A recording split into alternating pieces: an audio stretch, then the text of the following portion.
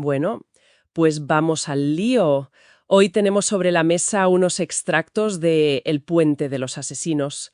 Es una crónica que es, vamos, pura adrenalina del siglo XVII, una misión secreta, casi suicida, en el corazón de Venecia. La idea es exprimir un poco estas fuentes para entender no solo la intriga, sino todo lo que la rodea. Cómo vivía un soldado español, cómo moría, las peleas entre imperios y, en fin, cómo era ese mundo tan violento y apasionante. Es que esa es la clave. La historia principal es una operación de comando, un golpe de mano para incendiar el poder naval de la República de Venecia. Pero si rascas un poco, los textos nos abren una ventana a la mentalidad de la época, a la cruda geopolítica europea, y bueno, a la vida de unos hombres para los que la violencia era el pan de cada día. La fuente nos sitúa de inmediato en Nápoles. Nuestros protagonistas, el capitán Diego, Alatriste, y su protegido, el joven Íñigo Balboa, están, lamiéndose las heridas después de una batalla naval contra los turcos. Sí. Y casi sin tiempo para respirar, les cae encima una misión nueva. Pero esta vez no es en un campo de batalla abierto, no. No, para nada. Es mucho más turbio. El que viene a reclutar a Alatriste es nada menos que el poeta y espía Francisco de Quevedo. Vaya personaje. La escena que describen es magnífica. Quevedo con la cruz de Calatrava en el pecho, un mapa de Italia sobre la mesa y una oferta que huele a peligro a leguas. De hecho, le suelta a Alatriste un viejo dicho cuartelero, que es: cuando al soldado le dan de beber, o está jodido o lo van a joder. Un resumen perfecto de la situación, vamos. Exacto. Y la misión es mayúsculas. Se trata de infiltrarse en Venecia, la Serenísima República, durante la Navidad para ejecutar una encamisada. A ver, antes de seguir, aclaremos esto. ¿Qué era exactamente una encamisada? Me suena a algo más que un simple ataque. Buena pregunta. Era el equivalente a una operación de fuerzas especiales de hoy. Un golpe de mano nocturno, por sorpresa, a menudo dentro de una ciudad enemiga. Se llamaba así porque, para distinguirse en la oscuridad, los atacantes se ponían camisas blancas por encima de la ropa o de la armadura. Ah, claro. Era una táctica de altísimo riesgo y alta recompensa. Pura audacia, ¿sabes? Entendido. Una operación de élite. Y el objetivo, un ajuste de cuentas con Venecia. Pero me llama la atención que una operación tan arriesgada se monte por lo que Quevedo describe como una necesidad estratégica, mantener abierto el camino español. Tal. Tan vital era esa ruta. ¿No había otra forma de llevar a los tercios a Flandes? Es que no la había. Que fuera viable. Pensemos en el mapa. Por mar era un suicidio, con los piratas berberiscos y sobre todo con Inglaterra y los holandeses controlando el Canal de la Mancha. Claro. Por Francia, imposible. Eran el gran rival continental. Así que ese corredor terrestre que subía desde Italia, pasaba por el Franco Condado y llegaba a Flandes, era literalmente la yugular del Imperio español. La yugular tal cual. Si se cortaba, los tercios de Flandes se asfixiaban, sin hombres y sin dinero. O sea que Venecia no era solo un enemigo en general, era un obstáculo estratégico clave que estaba sentado justo en medio de su principal línea de suministro militar. Exactamente. Cada metro de ese camino se defendía con sangre, y como vemos aquí, con operaciones secretas de desestabilización. El plan de Quevedo y sus superiores no es solo una venganza, es una jugada de ajedrez brutal. Incendiar el arsenal de Venecia. El mayor astillero del mundo en ese momento, ¿no? El mayor, sí, para dejar a la República sin flota y por tanto sin capacidad de interferir en los planes de España. La escala de esto es enorme. Claro, y para una misión así no vale cualquiera. Necesitas a gente de una pasta muy especial. La fuente dice que Alatriste pide permiso para reclutar a hombres que saben mover las manos y tienen la boca cerrada incluso en las ansias del potro. La frase es tremenda. Es tremenda. O sea, no solo letales, sino capaces de aguantar la tortura en el potro sin delatar a sus compañeros. La confianza era literalmente cuestión de vida o muerte. Totalmente. Y el equipo que reúne es un reflejo perfecto de lo que eran los ejércitos de la monarquía hispánica. No es un grupo homogéneo, para nada. ¿No? Tenemos a Sebastián Copons, un aragonés veterano, duro y leal como una roca. Al Moro Gurriato, que es descrito como un guerrero profesional, un musulmán que lucha por quien le paga, silencioso y letal. Dos pícaros andaluces, Pimienta y Jaqueta, expertos en el cuchillo corto y en buscarse la vida. Y un catalán, Jorge Cuartanet, seco y fiable. Lo que me fascina de esa lista es la diversidad. Un aragonés, andaluces, un catalán, un musulmán. Esto rompe un poco la imagen de un ejército castellano uniforme. Totalmente. Es que era un ejército profesional y, en cierto modo, multinacional. Lo que unía a esa gente no era un nacionalismo moderno, ¿sabes? Claro. Era la lealtad a sus jefes directos, como Alatriste, y la reputación. La paga llegaba tarde y mal, así que vivían de su habilidad con las armas y de la confianza que inspiraban en sus camaradas. ¿Una hermandad?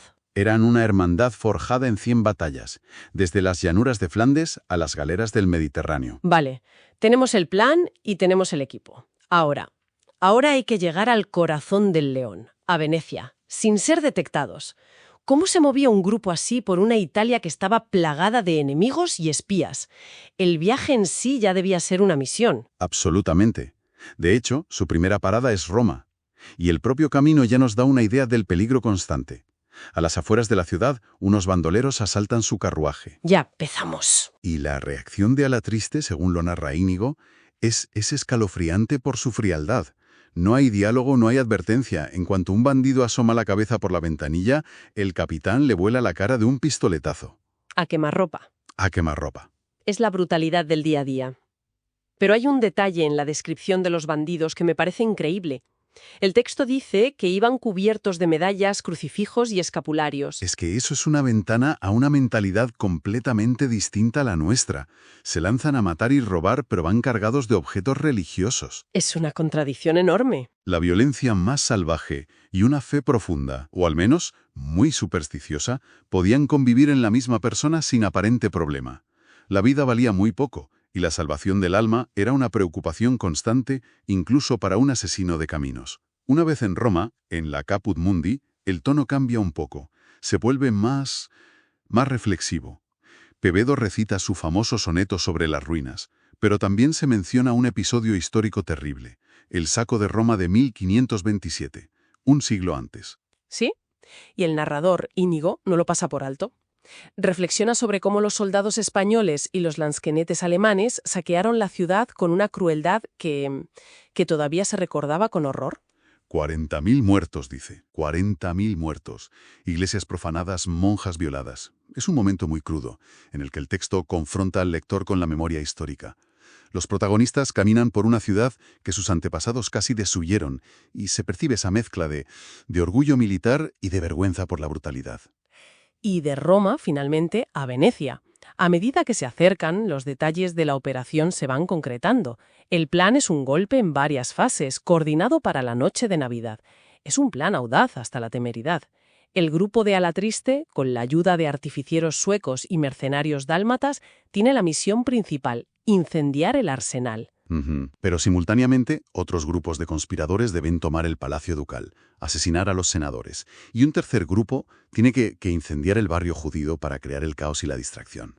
Es un intento de decapitar la República de un solo golpe. Exacto. Es una locura. Y justo cuando la tensión debería estar centrada en la misión, aparece una complicación personal. Un fantasma del pasado. El peor posible, el sicario italiano Gualterio Malatesta, el enemigo mortal de Alatriste e Íñigo, también está en Venecia. No me digas. Íñigo se lo encuentra cara a cara junto a los muros del arsenal. El diálogo es de una tensión increíble. Malatesta, con su cinismo habitual, le dice algo como: a fin de cuentas, estamos en tregua. Tú, yo y tu amigo el capitán.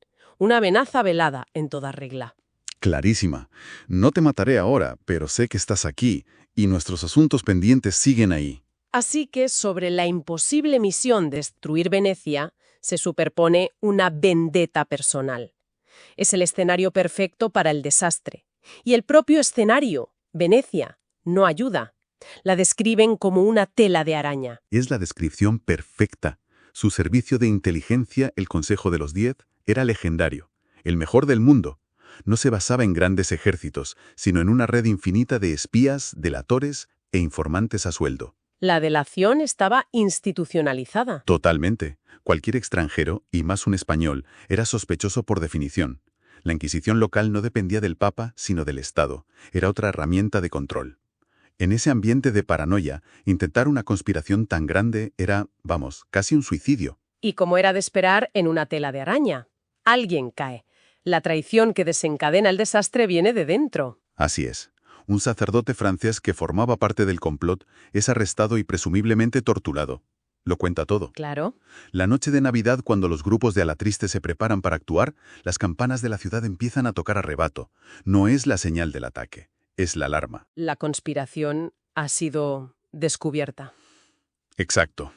Lo que debía ser un ataque coordinado se convierte en una carnicería y en una lucha desesperada por escapar. Muchos de los hombres de Alatriste, los que habíamos conocido, caen en esa lucha. Pero el texto sugiere algo aún más oscuro. ¿Y si el fracaso estaba previsto? ¿Y si todo fue una farsa? Esa es la posibilidad más cínica y quizás la más realista desde un punto de vista político. Las fuentes sugieren que toda la operación podría haber sido una cortina de humo. ¿Una cortina de humo? Sí. España estaba a punto de entrar en una crisis diplomática con Venecia por la sucesión del Ducado de Mantua. La teoría es que el gobierno español organizó una conspiración lo bastante grande como para ser descubierta, sacrificando a un puñado de sus mejores soldados. Pero, ¿con qué fin? ¿Para qué sacrificar a tu propia gente? Para crear un incidente. Permites que Venecia te descubra, expresas tus más sinceras disculpas por la acción de unos agentes incontrolados y a cambio de desactivar la crisis que tú mismo has provocado, pues obtienes concesiones políticas en la negociación importante, la de Mantua.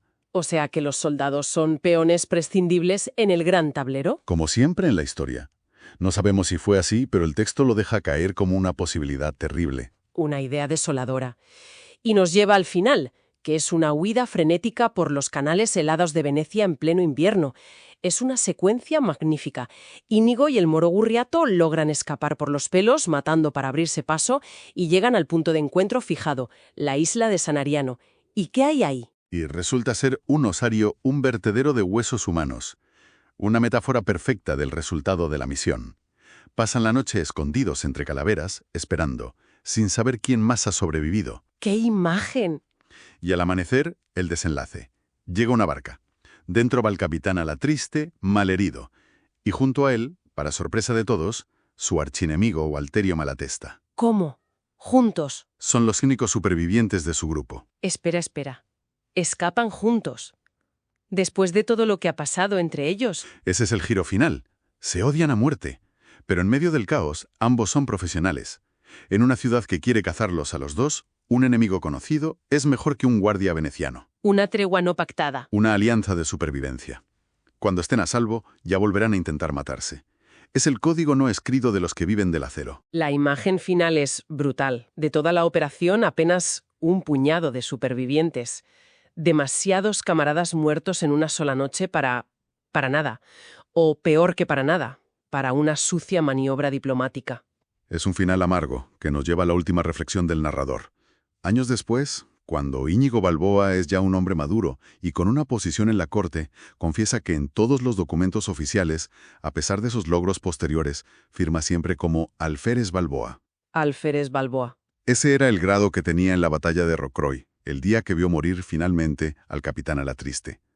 Es su tributo final a su mentor, a ese hombre y a ese mundo de lealtad, silencio y acero que lo forjó. Al final, esta crónica de la misión fallida nos da una visión increíblemente completa. Vemos la gran estrategia de los imperios, jugándose el destino de Europa, la realidad a pie de calle de la guerra, del espionaje, y sobre todo el código de honor y supervivencia de unos hombres que se movían en un mundo hostil. Y nos deja con una pregunta flotando. ¿Qué eran estos hombres? ¿Héroes, villanos, patriotas, mercenarios? Un poco de todo, ¿no? El texto sugiere que eran todo eso a la vez, y a veces nada de eso. Simplemente eran hombres de su tiempo, profesionales de la guerra en un siglo de hierro, cuyo único patrimonio real era su reputación, su espada y, como dice la fuente, los 6 pies de tierra que tarde o temprano les aguardaban en alguna parte.